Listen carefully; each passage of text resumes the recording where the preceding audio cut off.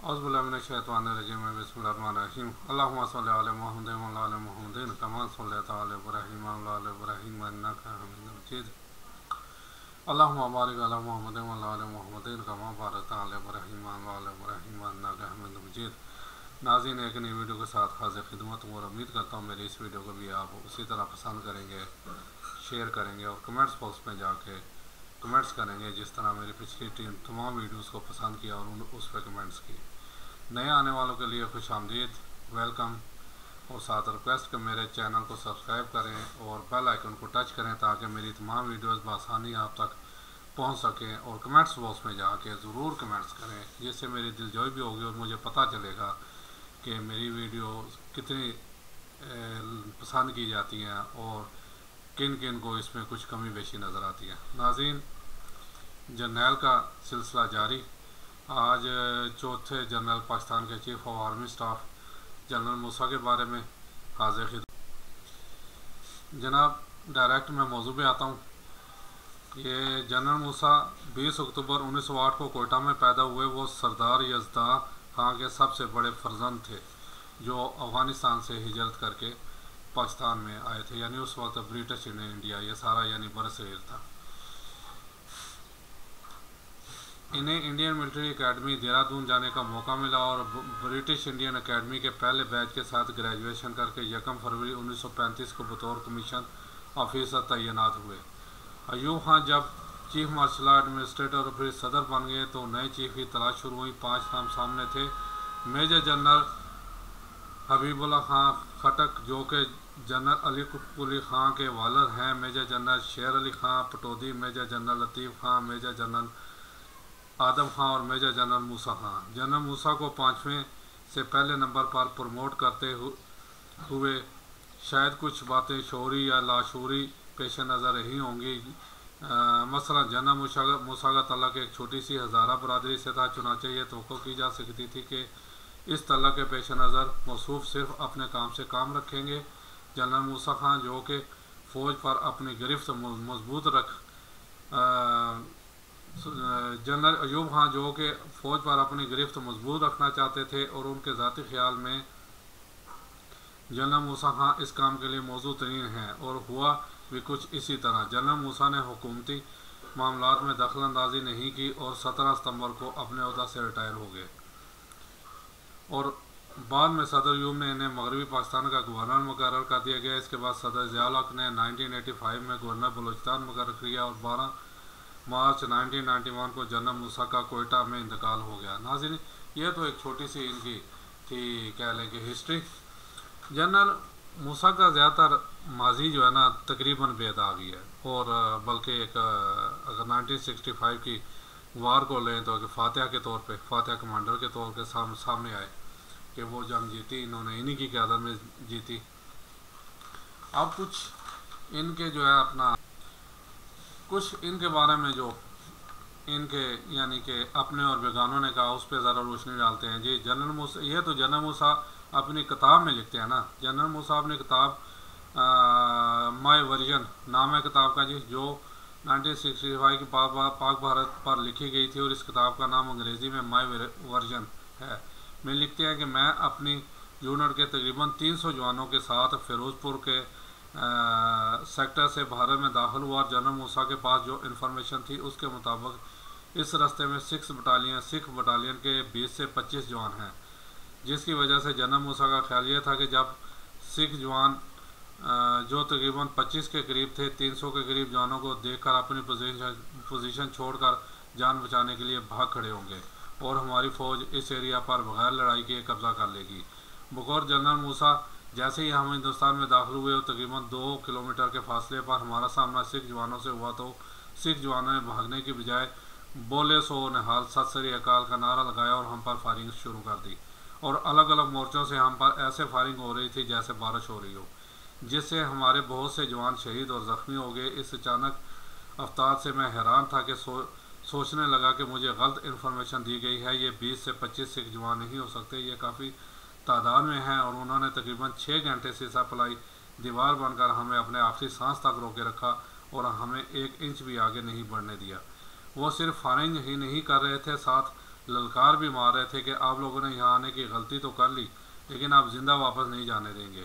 और ये महाज उस वक्त तक जारी रहा जब तक कि वो एक एक करके अपने वतन पर जान सा नहीं कर गए, लेकिन उस वक्त तक हमें वापसी पर मजबूर कर गए। यानी जनरल मूसा भी ज़ाहिर है इतना दिल शिकस्ता हो गए होंगे तो उन्होंने वापसी की राह ली होगी, या 6 घंटे उसके बाद ज़ाहिर है जंग का भी एक वक्त मुकर्रर होता है, मगरिब के बाद या इशा के बाद जंग रोक दी जाती है और वापस चले जाते हैं। लेकिन बहरहाल जी उन जवानों की कदर करनी चाहिए जिन्होंने 20-25 होते हुए 300 बंदों का रास्ता रोका। और सिख वाकई इसमें कोई शक नहीं, वहाँ जितने भी हैं इंडियन आर्मी में, यानी उनमें या मुसलमान हैं या सिख हैं जो बेजिगरी से लड़ते हैं, जो मरने की परवाह नहीं करते।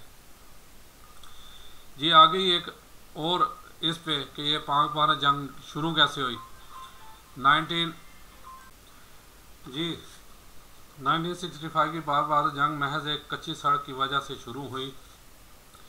सिंध के वीरान और सुनसान इलाके रन ऑफ कच्छ में डंग और सराय के इलाकों को मिलाने के लिए पाक फौज ने 18 मील तवील गैर पुख्ता सड़क बनाई, जिस पर सरहदी झड़पें शुरू हुई और फिर दोनों मुल्कों में जंग छिड़ गई। पाकिस्तान और भारत पहली बाकायदा जंग में अफवाज पाकिस्तान के सपा सलार जनरल मूसा थे।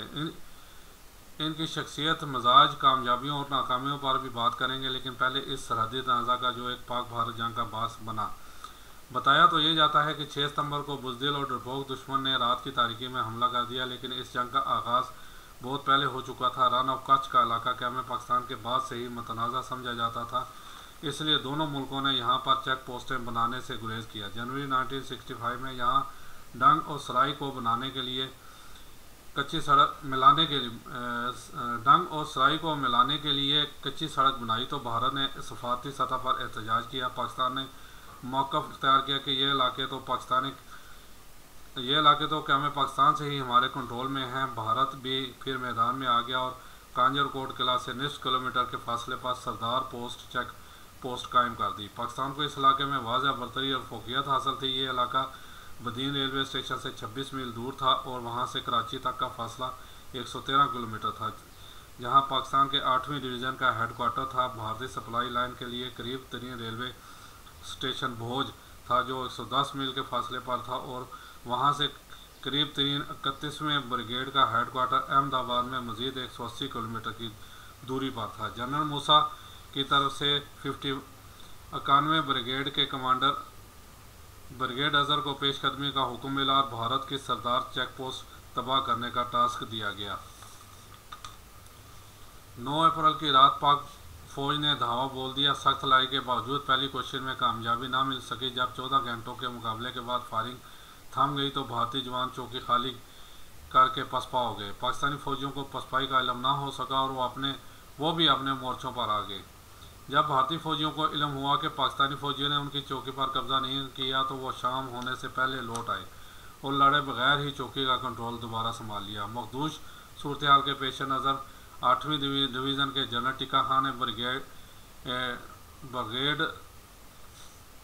ब्रिगेडियर इफ्तिखार जंजुआ की क़यादत में न सिर्फ मज़ीद कुमक भेजी बल्कि ऑपरेशन का कंट्रोल भी खुद संभाल लिया। यूँ पाकिस्तान को इस पहले मार्के में कामयाबी मिली और भारतीय फ़ौज असला छोड़कर भागने पर मजबूर होगी और इसमें दोनों तरफ भी काफ़ी जानी और माली नुकसान भी हुआ। उसके लिए आप अखबार द ऑस्ट्रेलियन में 1965 के यानी इन्हीं दोनों की है, ये आप पढ़ सकते हैं जी, उसमें ख़बर क्या सूरत हाल थी जनाब। असल में देखें, मैंने पहले कहा कि जनरल मूसा का तकरीबन बेदाग माजी रहा, वो अपने काम से काम रखने वाले वाकई हज़ारा के जवान थे और फिर उसमें जो 1965 की वार वो माशाल्लाह जीती, लेकिन उसके जीतने का एक सबब था। मैंने 1965 वार पे वीडियो बनाई है, उसमें आप देख सकते हैं। मैंने कहा कि ये तीनों हमारे जो है ना थे, यानी कि फ़ौज, अवाम और सियासतदान और चौथे साहबी कह लें, सब जितने भी थे ना पिलर, वो एक पेज पे थे। यानी एक जज्बा था उस वक्त पाकिस्तानी अवाम में, वो चाहे फ़ौज के थे, चाहे सियासतदान थे, चाहे अवाम थी या दूसरे तीसरे ब्यूरोक्रेट और जो भी थे, वो एक पेज थे और एक दूसरे का बाजू पकड़ के आगे बढ़ रहे थे, जिसकी वजह से एक बात सही है, देखें पहल किसी ने भी की। अब इंडिया वाले कहते हैं कि पहल पाकिस्तान ने की, पाकिस्तानी कहते हैं जी रात के अंधेरे में उन्होंने हम पे हमला किया। पहल जिसने भी की, जब जंग छिड़ गई तो फिर उन्हें हमने बहुत मारा, इसमें कोई शक नहीं है।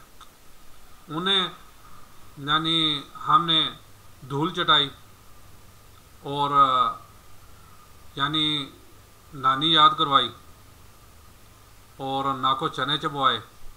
हर फील्ड में हमने उन्हें अल्लाह के फजल से शिकस्त दी।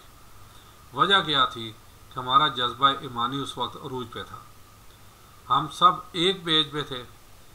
अगर सिर्फ फ़ौज की बात करें तो फिर सिर्फ 5 साल बाद या 6 साल बाद 1971 का मार्का देख लें क्या हुआ हमारे साथ। यानी हमने तो सिर्फ उसे पसवा किया, वो इलाके भी फिर अक़वाम मुत्तहिदा में जब चले गए तो जंगबंदी करवा के वापस करने पड़े। तो यानी उन्हें कह लें कि कुछ जानी नुकसान हुआ, कुछ तो नहीं काफ़ी हुआ, बाकी असला बारूद उनका ज़ाया हुआ। लेकिन 1971 में हमारा एक बाजू काट दिया गया क्योंकि उस वक्त हम एक पेज पे नहीं थे। बहरहाल ये तो एक अलग मौजू है। असल में ये यहाँ क्रेडिट यहाँ पे जनरल मूसा को देना पड़ेगा कि उन्होंने हिकमत अमली पे साबित करते हुए और जवानों को साथ रखते हुए ये अपना जंग जीती। ना सिर्फ जीती बल्कि पूरी दुनिया में उस वक्त पाकिस्तान का परचम सर बुलंद हुआ और उन्हें पता लग गया कि पाकिस्तान भी कोई कौम है जो बेजिगरी से लड़ती है। जनाब, अब जनरल मूसा की हिस्ट्री, कुछ बायोग्राफी, ये छोटे छोटे ज़ाहिर है 10 से 12 मिनट की वीडियो में आप इतना ज़्यादा लंबा चौड़ा इनके बारे में क्या कह सकता हूँ। तो ये इक्का दुक्का उन जर्नल में से थे, अल्लाह इन्हें जन्नत नसीब करे, कि जिनको यानी कि तख्त का कोई लालच नहीं था। ये अपने काम से काम वाकई रखने वाले थे और जब रिटायर हुए तो बोरिया बिस्तर समेटा और अपने घर चले गए। लेकिन उसके बाद ये बहुत से अहम ओहदों पर ये, जैसे उसके जनरल अयूब ने इन्हें गवर्नर बना दिया ये मौजूदा बांग्लादेश का, तो वहाँ पे इनके कुछ फैसले कहा जाता है कि मशकूक हैं, लेकिन बाकी इनका जो माजी है ना वो बेदागी है। बहरहाल जी, एक नई किस्त के साथ इंशाल्लाह हाज़िर होंगे, एक नए जर्नल के साथ। उस वक्त तक के लिए इजाज़त दीजिए। अस्सलाम वालेकुम व रहमतुल्लाहि व बरकातुहू।